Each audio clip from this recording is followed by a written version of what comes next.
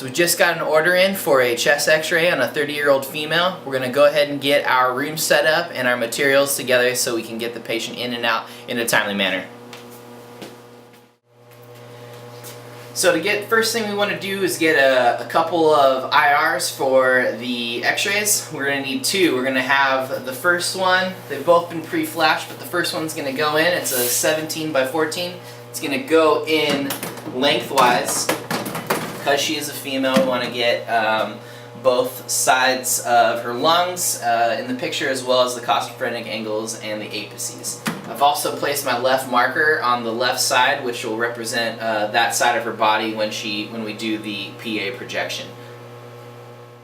So we're going to go ahead and line our tube up with the Bucky and collimate our light down so we don't overexpose the patient. We have an SID of 72 inches, so we're just going to get the tube and Bucky lined up.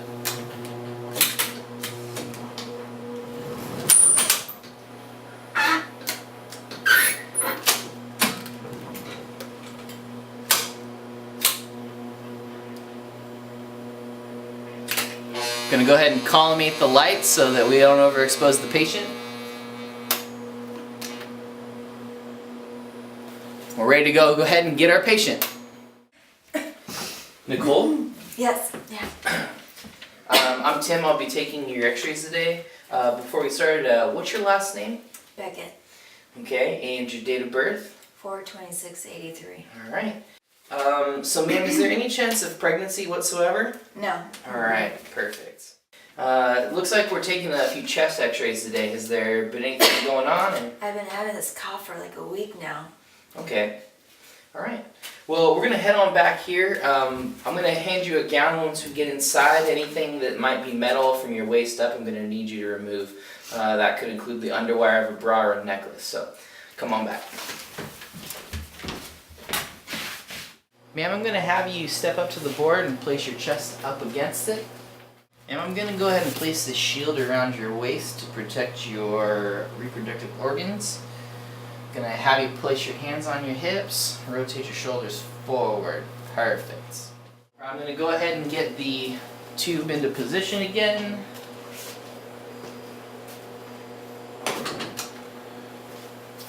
Ma'am, I'm going to have to move you to your right just a little bit.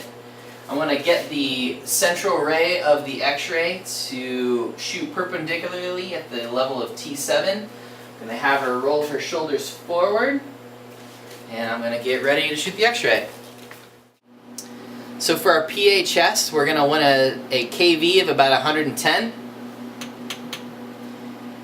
And a mass of about 6.4 to 8. I'm going to go ahead and give the patient instructions. Ma'am, can you go ahead and take in a deep breath? Blow it out. Take in another deep breath and hold it.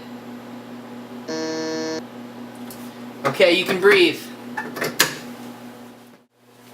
Alright, good job, ma'am. I'm going to go ahead and take out the exposed IR. Put in the new IR for the lateral projection.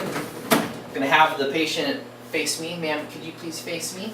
Alright, I'm going to have you place your hands on top of your head. Roll your arms in. I'm going to move the shield in to protect her reproductive organs. I'm going to have you stand up against the board. Perfect. Alright, can you go ahead and take a step forward from me? Alright, just another little step, please. Good. Alright, I want to make sure that I have light both posteriorly and anteriorly, which I do have. The central ray of the x-ray is still perpendicularly shooting towards the level of T7, and I'm ready to shoot my x-ray. Alright, for the lateral chest, we're going to keep our KV at 110. But we're going to want to bump up our mass to about 20 to 25. I'm going to go ahead and give the patient their instructions. Ma'am, can you go ahead and take in a deep breath? Blow it out. Take in another deep breath and hold it. Alright, ma'am, you can breathe. Alright, ma'am, you can relax. I'm going to go ahead and get this last IR read. If you can just wait here while I make sure we have everything. So we have our exposed film from our chest x-ray. I'm going to go ahead and place it in the IR reader. When it is done reading it, an image will pop up on the screen and we'll be able to see our image and figure out if a repeat is necessary. For the PHS, the things that we're looking for is that we can see 8 to 10 ribs, the apices of the lungs, the costophrenic angles are included in their entirety, the scapulas are out of the lung field, there's no rotation in the sternal ends of the clavicle as evidenced by them being even, the trachea is visible in the midline of the body, and you can see the outline of the heart.